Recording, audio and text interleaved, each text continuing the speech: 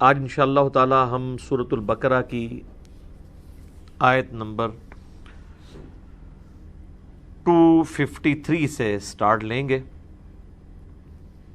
اور پارہ نمبر 3 کا آغاز بھی اسی آیت سے ہو رہا ہے۔ اعوذ باللہ من الشیطان الرجیم، بسم اللہ الرحمن الرحیم۔ تلک الرسل فضلنا بعضهم علی بعض، یہ سب رسولوں کی جماعت کہ فضیلت دی ہے ہم نے ان میں سے بعض کو بعض پر۔ منہم من کلم اللہ، ان میں سے ایسے بھی ہیں کہ جن سے اللہ نے کلام فرمایا ڈائریکٹ، اور وہ سیدنا موسیٰ علی نبینا علیہ الصلوۃ والسلام ہے۔ ہمارے نبی صلی اللہ علیہ وآلہ وسلم سے بھی کلام فرمایا، لیکن وہ شب معراج آسمانوں میں۔ اس دنیا میں جس کے ساتھ کلام کیا گیا وہ ایک ہی پرسنالٹی ہیں، وَكَلَّمَ اللَّهُ مُوسَىٰ تَكْلِيمًا، جو قرآن پاک میں آیا کہ اللہ تعالیٰ نے موسیٰ علیہ السلام کے ساتھ کلام فرمایا جیسا کہ کلام کرنے کا حق ہے۔ وَرَفَعَ بَعْضَهُمْ دَرَجَاتٍ، اور بعض کے اور معاملات میں درجوں کو بلند کیا۔ یعنی اللہ تعالیٰ فرما رہا ہے کہ جو انبیاء ہیں ان کے درمیان آپس میں بھی باہمی فضیلت موجود ہے۔ کسی ایک نبی کو دوسرے کے اوپر فضیلت حاصل ہو سکتی ہے کسی ایک خوبی کی وجہ سے، لیکن یہ ضروری نہیں ہے کہ اس ایک خوبی کی وجہ سے وہ سب کو سپرسیڈ کر گیا۔ دوسرے میں کوئی ایسی خوبی ہو سکتی ہے جو اس میں موجود نہ ہو، اور اسی کی ایک مثال آگے آ رہی ہے۔ وَآتَيْنَا عِيسَى ابْنَ مَرْيَمَ الْبَيِّنَاتِ، اور ہم نے عیسیٰ ابن مریم کو کھلے معجزات دیے تھے، جو سورۃ المائدہ میں آئے، سورہ آل عمران کے اندر، کہ وہ کوڑھی جو تھے ان کو شفا دے دیا کرتے تھے اللہ کے اذن کے ساتھ، اندھوں کو بینائی دے دیتے تھے اللہ کے اذن کے ساتھ،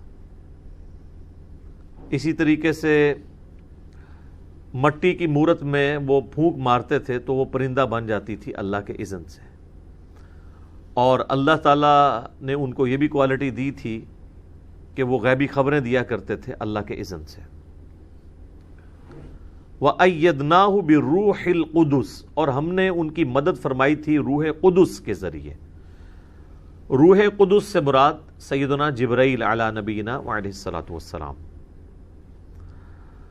تو یہ آیت کا حصہ جو ہے سورہ البقرہ کی آیت نمبر 253 اس چیز کے اوپر شاہد ہے کہ جو تفضیل بین الرسل کا عقیدہ ہے یہ قرآن کے اندر بالکل فٹ بیٹھتا ہے۔ تفضیل، یا اردو میں ہم کہیں گے تفضیل، فضیلت، تفضیل بین الرسل، رسولوں میں سے ایک کو دوسرے پر فضیلت دینا، اس عقیدے کی جڑ قرآن میں سورۃ البقرہ کی آیت نمبر 253 کے اندر موجود ہے۔ سٹارٹ ہی سے ہو رہا ہے تلک الرسل فضلنا بعضهم علی بعض، اللہ نے بعض رسولوں کو بعض پر فضیلت دی ہے۔ یہ عقیدہ تو ہے حق پر مبنی۔ ایک اس کی مخالفت پہ عقیدہ ہے، وہ ہے تفریق بین الرسل، رسولوں میں تفریق کر دینا، فرق کر دینا، اس اعتبار سے کہ چند رسولوں پر ایمان لانا اور چند پر نہ لانا، یا کسی رسول کی فضیلت اس طریقے سے بیان کرنا کہ دوسرے کی تنقیص لازم آئے، تو وہ بھی تفریق بین الرسل میں فال کرتا ہے۔ وہ عقیدہ جو ہے وہ بعض اوقات تو حرام ہے اور بعض اوقات کفر پر مبنی ہے۔ اس لیے آپ دیکھیں گے سورۃ البقرہ جب کنکلوڈ ہوگی تو مسلمانوں کو عقیدہ سمجھایا گیا ہے، لا نفرق بین احد من رسلی، ہم فرق نہیں کرتے رسولوں کے درمیان ایمان لانے پر۔ یعنی جس طرح ہم امام کائنات سیدنا و مولانا محمد رسول اللہ صلی اللہ علیہ وآلہ وسلم پر ایمان لانے کو اپنے ایمان کی بنیاد سمجھتے ہیں، اور ان کا انکار کرنا ہم کفر سمجھتے ہیں، بالکل اس طریقے سے کسی ایک پیغمبر کا انکار کرنا بھی وہ کفر ہے، اور اسی کو کہا جاتا ہے تفریق بین الرسل، فرق کر دینا رسولوں میں، کہ اس رسول کو مانیں گے اس رسول کو نہیں مانیں گے۔ اس عقیدے کے اوپر قرآن پاک میں کئی جگہ پر انفسائز کیا گیا ہے، کیونکہ یہ جو عقیدے کی خرابی ہے یہ سابقہ امتوں میں آ چکی تھی۔ یہودی جو تھے وہ تفریق بین الرسل کے قائل تھے، عیسیٰ ابن مریم کو رسول نہیں مانتے تھے، رسول ہوتے ہوئے رسول کا انکار نہیں کر رہے ہوتے تھے، وہ رسول سرے سے مانتے ہی نہیں تھے ان کو۔ اسی طریقے سے کرسچنز نے نبی علیہ السلام کی رسالت کا انکار کر دیا، اور مسلمانوں کو کہا گیا کہ تم نے تمام رسولوں پر ایمان لانا ہے۔ کل آمن باللہ وملائکتہ وکتبہ ورسلہ لا نفرق بین احد من رسلہ، ہم کسی ایک رسول میں بھی فرق نہیں کرتے ایمان لانے کے اعتبار سے۔ اچھا، ایک اور تفریق بھی ہے، وہ ہے اللہ اور اس کے رسولوں کے درمیان فرق کر دینا، اسے بھی قرآن میں کہا گیا کفر۔ اور پارہ نمبر 6 اگر آپ نکال لیں، اس کے سٹارٹ میں وہ آیات ہیں جس میں اللہ تعالیٰ نے بڑی جاندار انداز کے اندر اس عقیدے کی نفی فرمائی ہے۔ سورہ نساء کے کانٹیکسٹ میں آیت نمبر ہے 150، پارہ نمبر 6 کے سٹارٹ ہی میں، ان الذین یکفرون باللہ، وہ لوگ، بے شک وہ لوگ جو کہ کفر کرتے ہیں اللہ کا، ورسولہ، اور اس کے رسولوں کا، ویریدون ان یفرقوا بین اللہ ورسولہ، اور وہ یہ چاہتے ہیں کہ وہ فرق کریں اللہ اور اس کے رسولوں کے درمیان، یعنی وہ کہیں ہم اللہ کو مانیں گے، اپنے مرضی کا رسول مانیں گے، دوسرے رسولوں کو چھوڑ دیں گے۔ وَيَقُولُونَ نُؤْمِنُ بِبَعْضٍ وَنَكْفُرُ بِبَعْضٍ، اور وہ کہتے ہیں کہ ہم بعض پر ایمان لاتے ہیں، بعض کا کفر کرتے ہیں۔ وہی بات جو میں نے کہی تھی، اللہ اور رسول میں فرق کر دیا۔ اللہ کی ریکوائرمنٹ یہ ہے کہ جو اللہ کو مانتا ہے نا، وہ اللہ کے ہر رسول کو مانے گا، اور جو یہ چاہتا ہے کہ اللہ اور رسولوں کے درمیان فرق کر دے، تو اس سے مراد یہ ہے کہ وہ اللہ کو مانے گا، اللہ کی نہیں مانے گا، اللہ کے بعد رسولوں کو مانے گا، بعض کا انکار کر دے گا۔ اور اسی کا ذکر دیکھ لیں، وَيَقُولُونَ، اور کہتے ہیں، نُؤْمِنُ بِبَعْضٍ، ہم بعض کو تو مانیں گے، وَنَكْفُرُ بِبَعْضٍ، اور بعض کا کفر کر دیں گے۔ وَيُرِيدُونَ أَن يَتَّخِذُوا بَيْنَ ذَلِكَ سَبِيلًا، اور وہ اس چیز کے خواہش مند ہیں کہ کوئی درمیان کا راستہ نکال لیں، یعنی اپنی مرضی کی رسالت کو وہ ماننا چاہتے ہیں۔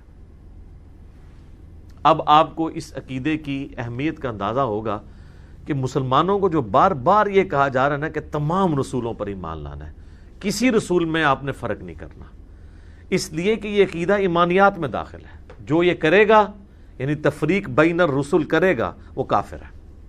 وہ آگے آ رہی ہے، اولئک ھم الکافرون حقا، ایسے لوگ پکے کافر ہیں جو بعض رسولوں کو مانے اور بعض کا انکار کرتے ہیں، کٹر کافر ہیں۔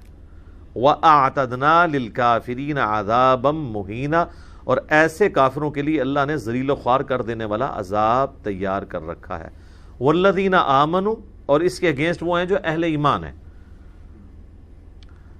اچھا، اب آپ دیکھیں، اللہ تعالیٰ ایمان لانے کے باوجود ان کو کافر کہہ رہا ہے، اللہ کو مان رہے ہیں، رسولوں کو مان رہے ہیں، بس کسی ایک رسول کا انکار کر دیا، اللہ کہہ رہا ہے فارغ، حالانکہ باقی ساری ایمانیات ان میں موجود ہیں۔ اور اللہ تعالیٰ ہمارے والذین آمنوا، جو ایمان والے ہیں، باللہ، اللہ پر، ورسلہ، اور اس کے رسولوں پر، ولم یفرقوا بین احد منہم، اور وہ ایمان ایسا لاتے ہیں کہ کسی رسول میں ایمان لانے میں فرق نہیں کرتے۔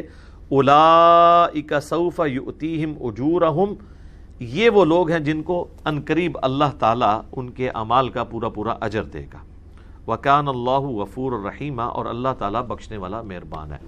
تو سر اس سے یہ بات پتہ چل گئی کہ تفریق بین الرسل عقیدہ ہے کفر، اور تفضیل بین الرسل اس کی جڑ قرآن میں سورۃ البقرہ آیت نمبر 253 میں۔ تو یہ دو عقائد ہیں، تفریق بین الرسل اور تفضیل بین الرسل، یا اردو میں تفضیل۔ لیکن اب اس میں ایک باریکی ہے، ایک گرے ایریا بھی لائی کرتا ہے تفضیل بین الرسل میں۔ فضیلت تو ظاہر ہے کہ وہ جب اللہ تعالیٰ خود کہہ رہا ہے کہ میں نے بعض رسولوں کو بعض پر فضیلت دی ہے، اس کی ایک جز ایسی ہے کہ جس کو نبی علیہ السلام نے سختی سے کنڈیم فرما دیا، اور وہ ہے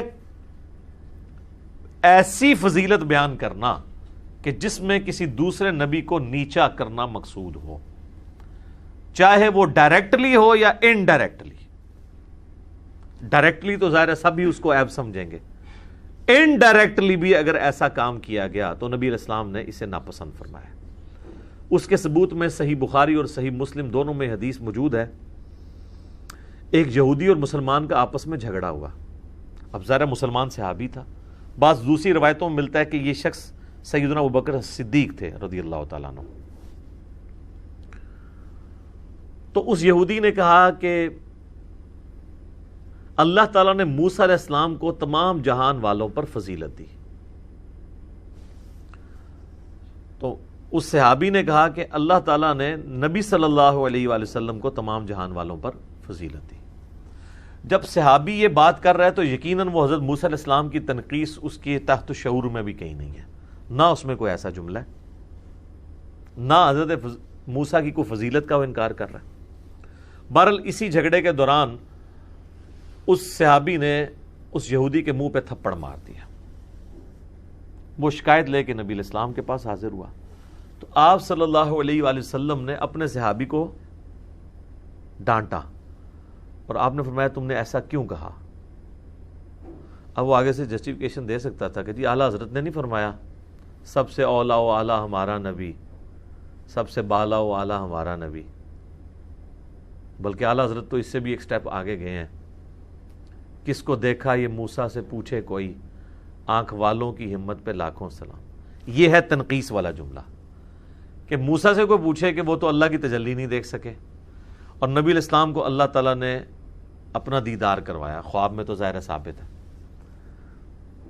تو آنکھ والوں کی ہمت پہ لاکھوں سلام، تو اس میں حضرت موسیٰ علیہ السلام کی آنکھوں کی تنقیص ہے اور نبی علیہ السلام کی آنکھوں کی فضیلت ہے۔ تو یہ والی جو فضیلت ہے نا، اس کو نبی علیہ السلام نے کسی صورت ایکسیپٹ نہیں کیا، بلکہ آپ تو اس سے ہلکی فضیلت کو بھی ایکسیپٹ کرنے کے لیے تیار نہیں ہے کہ اس نے کہا کہ وہ موسیٰ علیہ السلام کو تمام جہان والوں پر فضیلت دی، صحابی نے کہا رسول اللہ کو دی، اس میں کوئی دوسرے کی تنقیص تو ہوئی نہیں ہے۔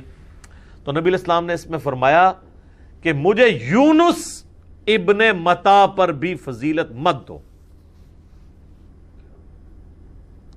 حضرت یونس کا نام کیوں لیا؟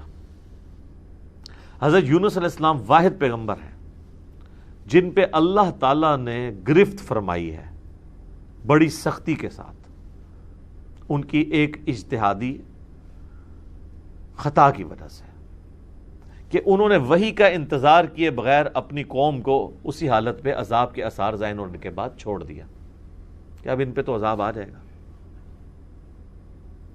اور وہ نکلے۔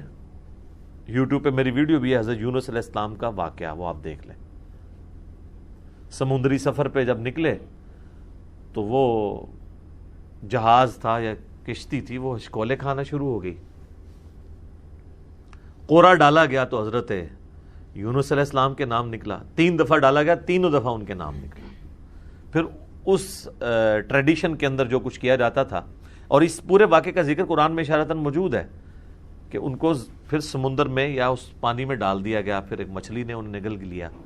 وہ تورات میں ہمیں ملتا ہے کہ وہ 3 دن اور 3 رات تک مچھلی کے پیٹ میں رہے، اور قرآن میں اللہ تعالیٰ فرماتا ہے کہ وہ پھر اندھیروں میں انہوں نے اپنے رب کو پکارا، لا الہ الا انت سبحانک انی کنت من الظالمین۔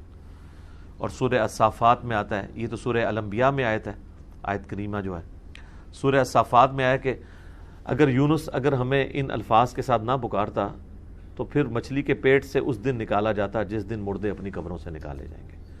اس سے آپ اللہ تعالیٰ کے غصے کا اندازہ لگا سکتے ہیں کہ اللہ تعالیٰ فرما رہا ہے کہ یعنی یہ مچھلی کا پیٹ یونس کی قبر بن جانی تھی اگر ہم سے وہ معافی نہ مانگتا۔ اور صرف یہاں تک غصے کا معاملہ نہیں ہے، اللہ نے اپنے اس جلال کی ایگزیکیوشن اس لیول تک کی کہ حضرت یونس کی قوم پہ آیا ہوا عذاب بھی ٹال دیا۔ حضرت یونس میں تو گرفت آئی، جس قوم کو وہ یہ کہہ کے چھوڑ گئے تھے نا کہ ہوں تو تسی گئے مر جاؤ دفع ہو، اللہ نے اس قوم کو بھی کہا کہ ٹھیک ہے یونس نے ایسا کیا نا تو میں ان کو بھی معاف کر دیتا ہوں۔ اور سورہ یونس میں اللہ فرماتا ہے کبھی ایسا نہیں ہوا کہ عذاب آ جائے اور وہ ٹل جائے۔ سر یہ بہت بڑی چیز ہے کہ اللہ کی سنت بدل جائے۔ اللہ فرماتا ہے ہماری سنت یہ ہے کہ ونس جب ہم عذاب بھیج دیں نا وہ ریورس نہیں ہو سکتا۔ سوائے قوم یونس کے، کہ وہ پیغمبر کے یعنی جو معاملہ ان سے وہ ایک سمجھ لیں مس ہینڈل ہوا اجتہادی خطا کے طور پہ، وہ ڈیبٹ جو ہے وہ امت کے لیے ایسا کریڈٹ بنا کہ وہ امت کو اللہ تعالیٰ نے بچا لیا، وہ پوری قوم ہی ایمان لے آئی۔ 1,00,000 کے قریب قرآن میں آتا ہے وہ لوگ تھے جو ایمان لے آئے۔ تو نبی علیہ السلام فرمایا مجھے یونس پہ بھی فضیلت مت دینی، مراد یہ کہ وہ شخص جس کے اوپر اللہ نے عطا فرمایا، تو باقی تو سارے پھر ایک طرف رہ گئے نا۔ پھر آپ نے یہاں پہ بھی بس نہیں کی، جیسے اللہ تعالیٰ نے یونس علیہ السلام کو مچھلی کے پیٹ والی آزمائش سے گزارنے پہ بس نہیں کی، بلکہ امت کو بھی معاف کر دیا، ان کی اس غلطی کی وجہ سے کریڈٹ ان کے لیے بن گیا۔ نبی علیہ السلام نے یہاں پہ بھی اکتفا نہیں کیا، آپ نے فرمایا کہ قیامت والے دن جب مجھے اللہ تعالیٰ قبر سے اٹھائے گا تو میں دیکھوں گا کہ موسیٰ علیہ السلام مجھ سے پہلے ہی اللہ کے عرش کا پایا تھامے ہوئے کھڑے ہوں گے، مجھے نہیں پتا کہ ان پہ قیامت کی بے ہوشی طاری نہیں ہوگی یا وہ مجھ سے پہلے اٹھا لیے جائیں گے، اس بے ہوشی کے سبب جو دنیا میں وہ اللہ کی تجلی کی وجہ سے دیکھ چکے ہیں۔ باقی ایک دوسری حدیث جو ہے نا صحیح مسلم کے اندر کہ قیامت والے دن سب سے پہلے مجھے قبر سے نکالا جائے گا، سب سے پہلے میری شفاعت قبول کی جائے گی اور سب سے پہلے جنت کا دروازہ میرے لیے کھلے گا۔ اس حدیث کو اگر اس حدیث سے جوڑیں تو پھر یہ بات بالکل کلیئر ہو جاتی ہے کہ موسیٰ علیہ السلام قیامت والے دن قبر سے تو پہلے نہیں نکالے جائیں گے، لیکن قیامت کی بے ہوشی ان پہ طاری نہیں ہوگی جو باقی سب پہ طاری ہو جائے گی۔ تو نبی علیہ السلام نے حضرت موسیٰ کی وہ فضیلت بتا دی جو جزوی فضیلت ان کو ہمارے محبوب صلی اللہ علیہ وآلہ وسلم پر حاصل تھی۔ تو جزوی فضیلت حاصل ہو سکتی ہے ایک پیغمبر کو دوسرے پہ۔ اب عیسیٰ ابن مریم کو وہ فضیلت حاصل ہے باقی تمام انبیاء پہ جو انتہائی یونیک ہے، کہ وہ روح اللہ ہیں، بغیر باپ کے پیدا ہوئے ہیں، ماں ہے باپ نہیں ہے، اور اللہ نے ان کو اپنی طرف منسوب کیا ہے کہ وہ کلمۃ اللہ ہے، اللہ کا کلمہ ہے، اور اللہ کی طرف سے خاص روح ہیں، اور ان کے جو معجزات ہیں وہ اتنے غیر معمولی ہیں، وہ کسی نبی کو نہیں وہ معجزات ملے۔ مردوں کو زندہ کر دینا اللہ کے اذن سے، مٹی کی مورت میں پھونک مارنا اس کا اذن، اللہ کے اذن سے زندہ ہو جانا، اور اندھوں کو شفا دینا اللہ کے اذن سے، کوڑیوں کو شفا دینا اللہ کے اذن سے، یہی تو سٹارٹ میں ہے وَآتَيْنَا عِيسَى ابْنَ مریم۔ دیکھیں باقی رسولوں کا تو صرف جنرل ذکر ہوا ہے، عیسیٰ کا بائی نیم ہوا ہے وَآتَيْنَا عِيسَى ابْنَ مریم البینات وَأَيَّدْنَاهُ بِالروح القدس۔ روح قدس کے ذریعے ہم نے مدد فرمائی ہے عیسیٰ ابن مریم کی، یعنی ظاہر ہے کہ اللہ تعالیٰ فرشتوں کی ایک جو تائید ہے نا وہ تو حاصل ہوتی ہے انبیاء کرام علیہ السلام کو۔ اچھا اس میں ایک چیز یاد رکھیے گا، ایک بہت امپورٹنٹ چیز، وہ ہے حضرت عیسیٰ علیہ السلام کے حوالے سے اکثر کرسچنز بھی اعتراض کرتے ہیں، میں نے اس کے اوپر ایک ویڈیو ریکارڈ کروا دی ہے، روح اللہ سے مراد کیا ہے؟ وہ کہتے ہیں جب اللہ کی روح ہے تو پھر اللہ کا پارٹ ہوا، اللہ کا جز ہوا۔ تو میں نے اس میں بتایا تھا کہ روح اللہ کی مخلوق ہے، اور اگر آپ نے روح کو اسی طریقے سے ماننا ہے تو وہ تو پھر اللہ تعالیٰ نے پوری اولاد آدم کے لیے بات کی، حضرت آدم کے لیے بات کی، وَنَفَخْتُ فِيهِ مِن رُوحِي، ہم نے جو ہے وہ آدم علیہ السلام میں روح پھونک دی، وہ روح ہے اللہ تعالیٰ کی مخلوق۔ اسی طریقے سے ایک بہت ڈینجرس چیز ہے جو آج تک میں نے کبھی بیان نہیں کی، چلیں اب ایک ایسا موقع آیا کہ میں تھوڑا سا اشارتاً بات کر دوں، کبھی موقع ملا تو میں اس کے اوپر ڈیٹیل سے بات کروں گا۔ دیکھیں آپ کو پتہ ہے کہ اسلامک ہسٹری میں ایک بڑا ڈومیننٹ فرقہ گزرا ہے معتزلہ کا، ویسے تو ہم ان کا نام ہی ہم نے بڑا چھیڑنے والا ڈالا ہوا ہے، معتزلہ، اعتزال کہتے ہیں ٹوٹ کے الگ ہو جانے والا۔ اور خلیفہ مامون الرشید کے دور میں جو ہارون الرشید کا بیٹا تھا، ان کو حکومت بھی حاصل ہو گئی تھی، کیونکہ عقلاً انہوں نے قائل کر لیا تھا مامون الرشید کو اس عقیدے کے اوپر کہ قرآن اللہ کی مخلوق ہے. اور اس کے اگینسٹ پھر احمد بن حنبل کھڑے ہوئے. انہوں نے کہا یہ وہ بحثیں تم نے خام خواہ شروع کر دی ہیں جو پہلے نہیں تھی. انہوں نے کہا کہ قرآن جو ہے وہ اللہ کی مخلوق نہیں ہے بلکہ اللہ کی صفت ہے, اور صفت اللہ کی اور مخلوق دونوں سائیڈ بائی سائیڈ نہیں ہو سکتے. معتزلہ کا جو موقف تھا وہ بالکل پھینکنے والا نہیں تھا. اس زمانے میں علم الکلام کی جب بحثیں شروع ہوئی نا تو کرسچنز نے یہ اعتراض اٹھایا ہے کہ قرآن میں لکھا ہے کہ حضرت عیسیٰ اللہ کے کلمہ ہے. تو آپ اگر کہتے ہو کہ اللہ کا جو کلمہ ہے وہ اللہ کی صفت ہے اور صفت ہمیشہ سے اللہ کے ساتھ ہے, تو عیسیٰ ابن مریم بھی ہمیشہ سے اللہ کے ساتھ ہے نا خطرناک گل. تو اس کا جواب صرف یہی ہوگا کہ حضرت عیسیٰ کو اگر مخلوق ثابت کرنا ہے تو اللہ کے کلمے کو بھی مخلوق ماننا پڑے گا.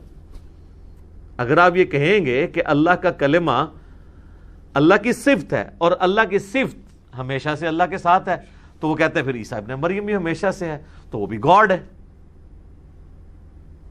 تو اب کرسچنز کے اگینسٹ جب یہ یعنی ایک علم الکلام کی جب بحثیں شروع ہوئی ہیں تو معتزلہ نے ان کو یعنی اس عقیدے میں شکست دینے کے لیے یہ موقف اڈاپٹ کیا کہ اللہ کی جو صفت ہے اس کا کلام, یہ اس کی صفت بولنے کی یا کلام کرنے کی کمپیٹنسی تو ہمیشہ سے اس کے ساتھ ہے, لیکن اس کا ظہور ہونا اس سے یہ ہمیشہ سے نہیں ہے ہر معاملے میں. یعنی عیسیٰ ابن مریم جب نہیں تھے اس وقت وہ کلمت اللہ بھی نہیں تھے, تو وہ اللہ تعالیٰ کے حکم سے قرآن میں بھی آیا نا کہ عیسیٰ کی مثال اللہ کے نزدیک آدم کی سی ہے. ہم نے کہا کن فیکون, تو عیسیٰ ابن مریم بھی اس طریقے سے ہم نے پیدا کر دیا. تو وہ جو اللہ کا کلمہ کن ہے وہ کلمہ ہے جو ہمیشہ سے اس کے ساتھ عیسیٰ ابن مریم کے معاملے میں نہیں تھا, اللہ کے ڈیوائن علم میں تو تھا. اب یہ ساری کی ساری علم الکلام اسے کہا جاتا ہے, ٹیکنیکلی بحثیں, منطق کی بحثیں. لہٰذا یہ جو عام لوگ ویسے ہی بحث کر دیتے ہیں نا کہ کوئی معتزلہ جو ہیں وہ کوئی بالکل پاگل تھے یا کوئی جاہل تھے, نہیں سر, آپ کے بڑے بڑے علاموں سے بڑے وہ علامے تھے. اور اس وقت مسلمانوں کے خلاف جتنی یلغار تھی علم الکلام کی یا فلسفے کی, اس کے آگے بند جن لوگوں نے بند ہے نا تو وہ لوگ تھے. اس لیے انہوں نے حاکم وقت کو قائل کر لیا تھا اس معاملے میں. لیکن پھر ظاہر ہے کہ وہ اس عقیدے کو بنیاد بنا کے حکومتی لیول پہ امپوز کر رہے تھے پبلک کے اوپر, اور جو عقیدہ نہیں رکھتا تھا تو وہ جسے کہتے ہیں نا ایک مذہبی جبر, انہوں نے وہ امپلیمنٹ کر دیا ہوا تھا. تو احمد بن حنبل رحمہ اللہ کا موقف اس معاملے میں تھا کہ اسے امپلیمنٹ نہ کیا جائے. کیا ابو حکمران نے اڈاپٹ کر لیا, ٹھیک ہے, علمی بحث کرنے میں تو کوئی مسئلہ نہیں ہے, بلکہ انہوں نے تو جا کے بادشاہ کے دربار میں مناظرے بھی کیے معتزلہ کے ساتھ. لیکن اب دیکھیں جب یہ روش انہوں نے اختیار کی نا حکومتی لیول پہ امپوز کرنے والی, تو سر یہ تو پھر کبھی بھی کامیاب نہیں ہوتی ہے. تو آج آپ دیکھ لیں کہ ان کا نام و نشان مٹ چکا ہے. لیکن ان کے جو معاملات اپنے تھے وہ بھی نیک نیتی کے اوپر مبنی تھے. اسی وجہ سے آپ دیکھیں کہ اس زمانے میں معتزلہ کی تکفیر کسی نے نہیں کی ہے, نہ سنی نے نہ شیعہ نے, بلکہ جس طرح آج کل چھوٹے موٹے فروئی اختلافات پائے جاتے ہیں اسی اعتبار سے ان کو لے کے چلا جاتا تھا. احمد بن حنبل نے بھی کبھی ان کی تکفیر نہیں کی ہے. بس زیادہ ان کو غصہ ہے تو انہوں نے زیادہ سے زیادہ یہ کہہ دیا تھا کہ ہمارے ان کے جنازے فیصلہ کریں گے. ٹھیک ہے, یعنی جس کا جنازہ بڑا ہوگا وہ حق پہ ہوگا, جس پہ پھر میں نے احمد بن حنبل کا رد کیا تھا کہ یہ تو انتہائی غیر علمی جملہ ہے. کسی ایک عالم دین کے ساتھ کسی کی عقیدت وابستہ ہو سکتی ہے, اس کے کروڑوں فالورز ہو سکتے ہیں, لیکن اس کا یہ مقصد نہیں کہ اس کو وہ بنیاد بنا لے کہ وہ حق پر ہے. ورنہ تو آج پھر سب دیکھ لینا, ممتاز قادری کے جنازے نے فیصلہ کر دیا ہے کہ بریلوی حق پہ ہیں. اگر یہی دلیل بنا لی جائے تو اب وہ جو اہل حدیث جو احمد بن حنبل کا یعنی کول چاٹتے پھرتے ہیں اور جگہ جگہ کوٹ کرتے پھرتے ہیں, اور احمد بن حنبل کو پتہ نہیں انہوں نے مطلب صحابہ کے بعد سب سے بڑے امام کے طور پہ پریزنٹ کیا ہے, تو وہ اب چاٹیں نا اس کو کول کو کہ بھی اہل حدیث پھر کہیں کہ ہمارے اور بریلویوں کے جنازے فیصلہ کریں گے کہ حق پہ کون ہے. تو اللہ کے فضل سے 100% باطل پہ ثابت ہوں گے. یا دیوبندیوں کے ساتھ کمپیئر کریں تو جنید جمشید صاحب کا جنازہ کتنا بڑا ہوا ہے, اور دیوبندیوں اور بریلویوں کے لیے پھکی یہ ہے کہ آپ کے کسی بابے کا اتنا بڑا جنازہ نہیں جتنا مولانا مودودی کا ہوا ہے, اور اس کی ویڈیو بھی موجود ہے. قذافی اسٹیڈیم پورا بھرا ہوا تھا اور باہر بھی لوگ موجود تھے. تو آپ کے سارے بابوں سے بڑا جنازہ ہوا ہے مولانا مودودی کا, تو آپ مان لیں کہ وہ حق پہ ہیں. یہ ساری اسی طریقے سے چیزیں چل رہی ہیں. یہ غیر علمی اپروچ ہے. اس پہ میں ایک جملہ بولوں گا, وہ ایک گورے نے اسٹیفن ہاکنگ کے اوپر نا اس کا علمی رد کیا تھا. یہ مرنے سے پہلے دوبارہ ایتھیسٹ ہو گیا تھا نا, تو اس میں اس نے ایک بڑا پیارا جملہ بولا تھا کہ نان سینس ہی ہوتی ہے چاہے وہ دنیا کا سب سے ذہین ترین آدمی کیوں نہ کہہ رہا ہو. یعنی جو پنجابی کہنا ہے کہ چھڑولی ہے, پاویں جتنا مرضی وڈا بندہ چھڑولنا چھوڑے, چھڑولی ہوتی ہے. تو اس طریقے سے یعنی مجھے یہ ضمناً ایک اس اعتبار سے ذہن میں آ گیا, یہ کلمہ کے پوائنٹ آف ویو سے, کہ معتزلہ کہتے تھے کہ ہم اللہ کے کلمہ کن کو اس کی مخلوق مانیں گے تو ہم کرسچنز کو یہ کہہ سکتے ہیں کہ عیسیٰ ابن مریم جو ہیں وہ اللہ کی مخلوق ہیں, اور اگر ہم اس کو صفت مانیں گے پھر عیسیٰ ابن مریم بھی اللہ کی صفت ہوئے, ہمیشہ سے وہ اس کے ساتھ تھے, تو پھر تو وہی چیز ہو گئی. لقد کفر الذین قالوا ان اللہ هو المسیح ابن مریم, اور لقد کفر الذین قالوا ان اللہ ثالث ثلاثہ, تو وہ تو جسٹیفائی ہو جائے گی چیز. بس میں نے اشارتاً کچھ گفتگو کرنی تھی تاکہ جو اہل علم ان چیزوں کے ساتھ شغف رکھتے ہیں ان کو یہ پتہ چلے کہ اس طرح کے جو ایشوز ہوتے ہیں وہ اتنے سادہ نہیں ہوتے ہیں کہ کسی کا کیٹاگوریکل ڈینائی ہو کے اس کو پھینک دیا جائے. جس طرح ہمارے پلیٹ فارم نے لوگوں کو بتایا کہ سنی شیعہ ایشو کوئی بالکل سادہ سا نہیں ہے کہ سنی پورے اعتماد سے سمجھے ہوئے ہیں کہ شیعہ گمراہ ہے اور شیعہ پورے اعتماد سے سمجھے ہوئے ہیں کہ سنی گمراہ ہے, اور دونوں ہی بیسیکلی کسی نہ کسی درجے میں گمراہی کے اندر فال کرتے ہیں.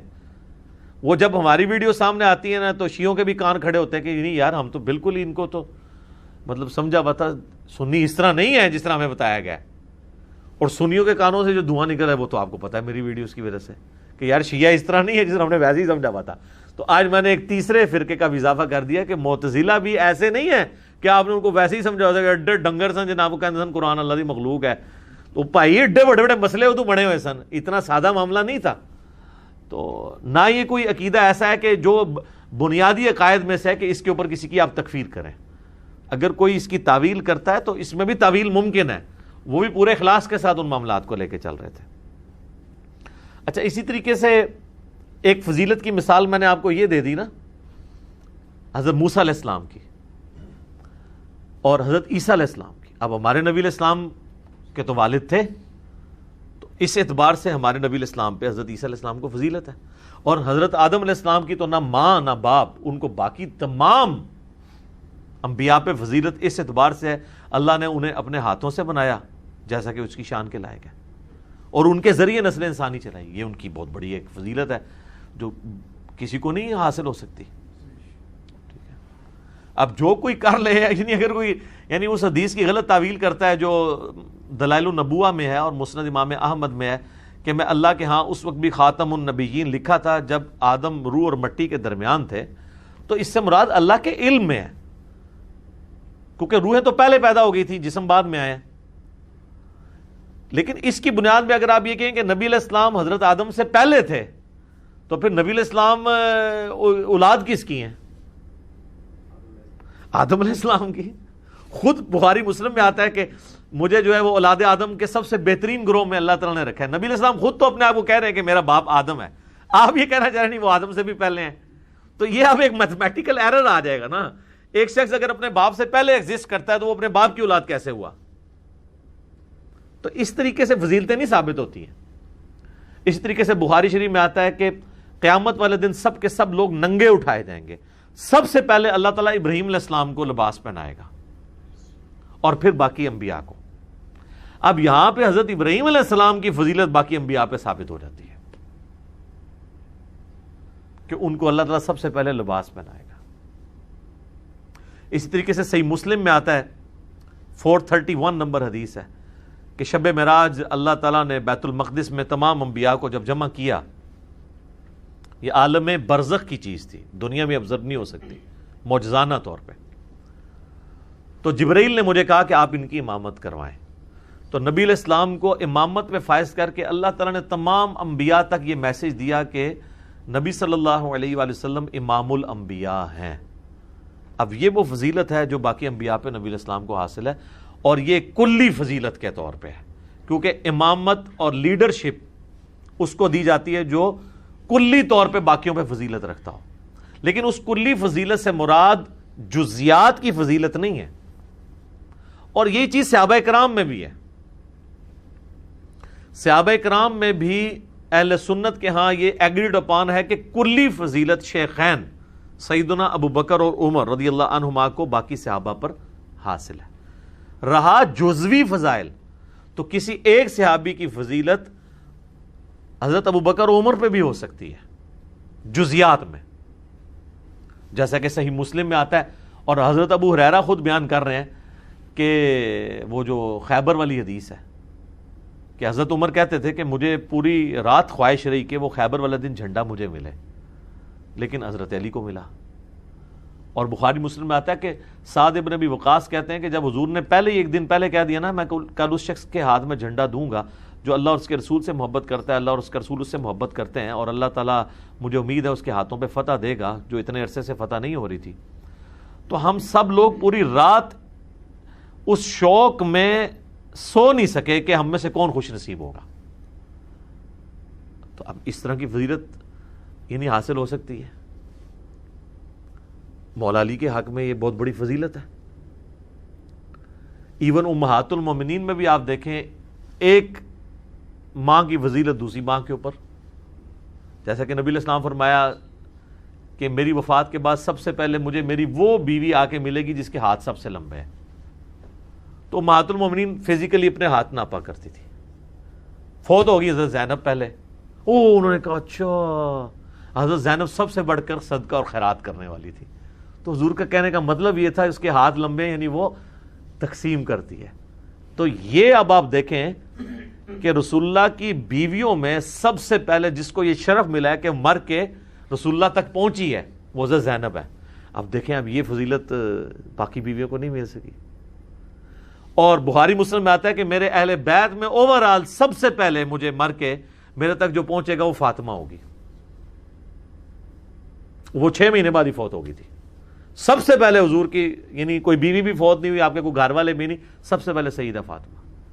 اس طرح جزوی فضائل کسی ایک کو دوسرے پہ حاصل ہو سکتے ہیں۔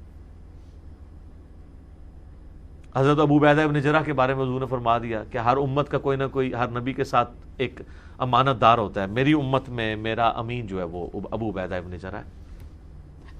اچھا، معاذ ابن جبل، ان کو نبی علیہ السلام نے علادہ سے ان کے ساتھ اپنی محبت کے اظہار کیے ہیں، وہ تو کئی ایک واقعات ہیں۔ حضرت ختیجہ تو پہلے فوت ہوئی ہیں سرکار، تسی اتنا اس طرح نہیں گلاں کرو۔ حضرت حذیفہ ابن یمان رازدار رسول ہے، وہ راز منافقین کے نام باقی صحابہ کو نہیں بتائے گئے جو حضرت حذیفہ کو بتا دیے۔ اس طرح کئی ایک چیزیں ہیں جو ایک جزوی طور پہ ایک صحابی کو بھی دوسرے پہ فضیلت حاصل ہو سکتی ہے۔ ٹھیک ہو گیا جی، اب اس آیت کو مکمل کر لیں جی۔ وَلَوْ شَاءَ اللَّهُ مَقْتَتَلَ الَّذِينَ مِن بَعْدِهِم مِّن بَعْدِ مَا جَاءَتْهُمُ الْبَيِّنَاتُ، اللہ تعالیٰ فرماتا ہے کہ اگر اللہ تعالیٰ چاہتا تو رسولوں کے جانے کے بعد جو ان کے فالوورز ہیں، ان کی امتیں ہیں، ان کے جانشین ہیں، وہ کبھی بھی آپس میں مت لڑتے بعد اس کے کہ ان کے پاس کھلی نشانیاں آ چکی تھی۔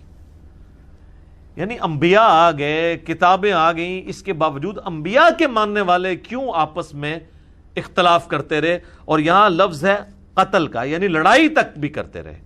اللہ تعالیٰ فرماتا ہے اگر ہم چاہتے تو ایسا نہ ہوتا۔ ہم چاہتے سے مراد یہ نہیں ہے کہ میں چاہتا تھا کہ لوگ لڑیں، ہم چاہتے سے مراد ہے کہ اگر اللہ تعالیٰ نے زبردستی ہدایت دینی ہوتی تو ایسا نہ ہوتا۔ اور یہ صرف اگلے انبیاء کے ساتھ نہیں ہوا، ہمارے نبی علیہ السلام کے کیس میں بھی یہی ہوا ہے جنگ جمل صفین نہروان ہوئی ہے جو، تو آپس میں ہی لڑے ہیں نا. تو اللہ تعالیٰ فرما رہا ہے کہ اگر یعنی ہم چاہتے تو ایسا نہ ہوتا، مراد یہ کہ اگر ہم زبردستی کرنا چاہتے ہیں، لیکن چونکہ دنیا اللہ نے آزمائش کے ساتھ جوڑی ہے تو انبیاء کا جانا امت کے لیے خود بہت بڑی آزمائش ہے. مسلم شریف میں حدیث ہے کہ جب تک میں اپنے اصحاب میں موجود ہوں نا اس وقت تک امن ہے. جب اللہ تعالیٰ مجھے اٹھائے گا تو میرے صحابہ پہ وہ فتنے ٹوٹ پڑیں گے جن کا اللہ نے مجھے پہلے ہی بتا دیا ہے، اور میرے صحابہ میری امت کے لیے امن کا باعث ہے. جب میرے صحابہ کو اٹھا لیا جائے گا تو میری امت پہ وہ فتنے ٹوٹ پڑیں گے جن کا مجھے پہلے بتا دیا گیا. یہ مسلم شریف کی حدیث ہے، اور یہ کربلا والے ریسرچ پیپر کے سٹارٹ میں نے یہ حدیث، اسی حدیث سے ہی کربلا والے ریسرچ پیپر کا آغاز کیا. آپ دیکھ لیں جی صحابہ کرام جب دنیا سے اٹھ گئے تو پھر گمراہیاں کس قدر کھل کے سامنے آئی ہیں کہ آپ کے پاس فرسٹ ہینڈ نالج موجود نہیں ہے کہ رسول اللہ کا اس معاملے میں کیا عقیدہ تھا. صحابہ کی موجودگی میں کم از کم عقیدے کی خرابیاں تو نہیں آئی نا. سیاسی اختلافات، باقی دنیاوی طور پہ دنیا کی محبت کی کمزوریاں وہ آنا الگ بات ہے، لیکن برائی کو برائی سمجھا جاتا تھا، گناہ کو گناہ سمجھا جاتا تھا، غلط عقیدہ کوئی نہیں تھا، کوئی مزار نہیں بنتے تھے، کوئی بابوں کو نہیں پکارتا تھا، کوئی قبروں سے نہیں مانگتا تھا. یہ تو معاملات کوئی نہیں ہوتے تھے، کوئی اس قسم کی بحثیں نہیں موجود تھیں. صرف ایک خوارج کا فتنہ آیا ہے، وہ بھی صحابہ کرام کی وجہ سے وہ اپنی موت مر گیا. ایز سچ اب ایک بازیہ فرقہ ہی ہے، وہ بھی اب آلموسٹ ماڈریٹ قسم کے، وہ جیسے وہ اچھے طالبان اور برے طالبان ہیں، وہ اچھے والے خوارج ہیں. آج کے جو خوارج ہیں وہ اچھے والے خوارج ہیں. وہ حضرت عثمان اور حضرت علی سے اختلاف ضرور رکھتے ہیں لیکن ان کو رسپیکٹ بھی دیتے ہیں. اس طرح کے خارجی نہیں ہے کہ تکفیر کریں. یہ بازی ہیں عمان کے اندر ہیں. تو اللہ تعالیٰ ماتا ہے کہ ہم چاہتے اگر زبردستی تو ایسا کبھی نہ ہوتا. وَلَٰكِنِ اخْتَلَفُوا فَمِنْهُمْ مَنْ آمَنَ وَمِنْهُمْ مَنْ كَفَرَ. لیکن لوگوں نے پھر بھی اختلاف کیا تو ان میں سے ایسے ہیں جو ایمان پر قائم رہنے والے ہیں اور بعض ہیں جو کفر اختیار کر لیتے ہیں. وَلَوْ شَاءَ اللَّهُ مَا اقْتَتَلُوا. اور اگر اللہ زبردستی کرنا چاہتا تو کبھی نہ آپس میں لڑتے یہ لوگ. وَلَٰكِنَّ اللَّهَ يَفْعَلُ مَا يُرِيدُ. لیکن اللہ تعالیٰ جو چاہتا ہے وہ کرتا ہے. مراد یہ ہے کہ اللہ کو اب کوئی نہیں پوچھ سکتا کہ ساروں کو ہدایت کیوں نہیں دے دی. یہ تو قرآن میں کئی جگہ ٹاپک آیا ہے نا کہ اللہ تعالیٰ چاہتا تو سب کو ہدایت دے دیتا، لیکن اللہ نے جو ہے وہ آزمائش رکھی ہے. زبردستی ہدایت نہیں دے گا، جو کوشش کرے گا اس کے لیے ہدایت ہوگی. والذین جاہدوا فینا لنہدینہم سبلنا. اب اگلی آیت جو ہے نا یہ